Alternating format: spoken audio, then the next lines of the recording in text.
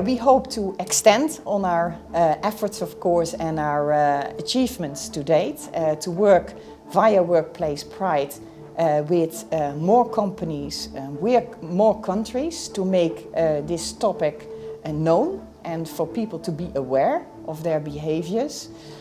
So we need to do more in both our companies, but also in our partnerships.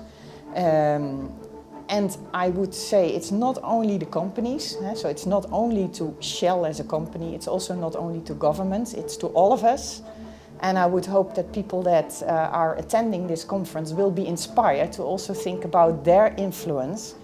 Who do you talk to? What networks do you participate in? And make sure that we all have our contributions and that we all make a difference.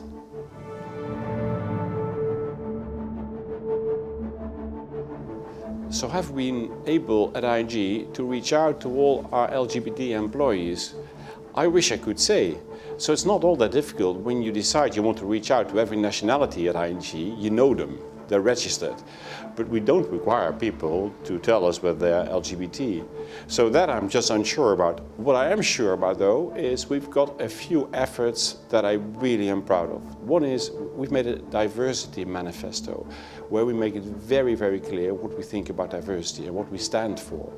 And we've asked every local CEO in our bank to distribute that among our employees. So I'm very sure we've done that. The second thing is we've got a diversity council. Now that in itself may not be impressive, but it's being led by a member of the board who really actively supports the cause.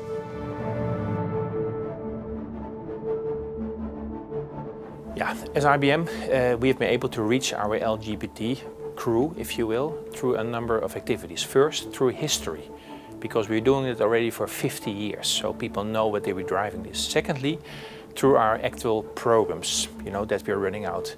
But most of all, by giving them actual updates on what's happening. Then it's most important that executives speak out and give words of encouragement and be vocal. That's what we do. So my advice, also for Booking.com for the upcoming 10 years, is that I think if you look back at the past 10 years, I think a lot has happened in Booking, but I think in many companies. But I think the upcoming 10 years, it's very important that companies keep creating this awareness and keep giving it its support. And I always say with Booking, our customer base, we have people with different cultures, different backgrounds from all over the world, and you need to have that represented in your employee base as well, because if you drive innovation for different customer types, because customers are not the same everywhere, you need people that understand that. And Booking is not a very top-down culture, it's very bottom-up. So we want to make sure we create groups that do this innovation with different backgrounds, different cultures, different interests, different experiences, and that all together basically creates the best innovation you can think of for your product.